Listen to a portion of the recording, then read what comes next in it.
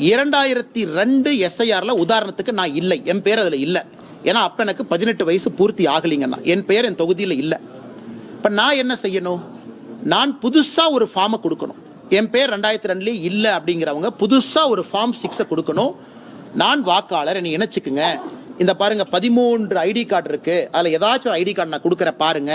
எங்கள் அப்பா 2002 ஃபார்மில் இருந்தார், எங்கள் அம்மா 2002 ஃபார்மில் இருந்தாங்க, அவங்க அப்படி காட்டணும்.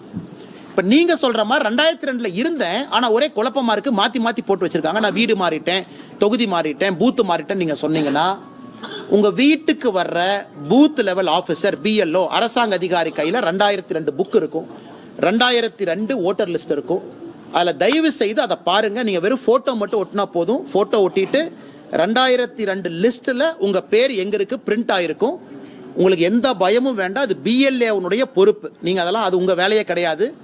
அது வீட்டுக்கு வரக்கூடிய பிஎல்ஓவுடைய பொறுப்பு.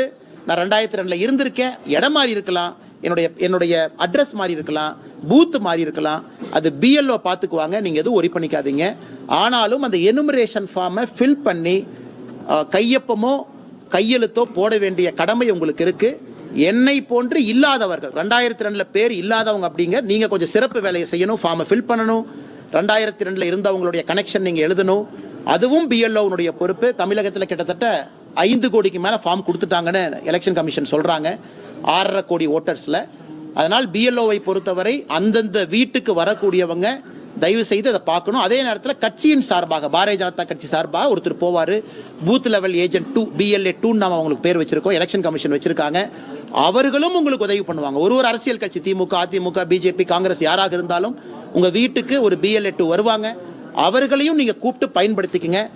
பிஎல்ஓ ஃபார்மை மட்டும் வாங்கி அரசியல் கட்சிகள் உங்களை வச்சு ஃபில் பண்ணி அரசியல் கட்சியும் போய் பிஎல்ஓ ஆஃபீஸில் கொடுக்கலாம். பிஎல்ஓ தான் வந்து வாங்க வேண்டிய அவசியம் இல்லை. அதனால் யாரும் பயப்பட தேவையில்லை. எல்லோருக்கும் இதில் உத்தரவாதம் இருக்குது. நிறைய குளறுபடிகள் இருக்குது, இல்லை என்று சொல்லலை. ஆனால் பிஎல்ஓனுடைய பொறுப்பு 2002 இருந்தாலும் சரி, இல்லை என்றாலும் சரி, நீங்கள் ஃபார்மை மட்டும் ஃபில் பண்ணி கொடுங்க. கரெக்ஷன், அந்த இடம், அட்ரஸ் அதெல்லாம் அவங்க பார்த்துக்குவாங்க.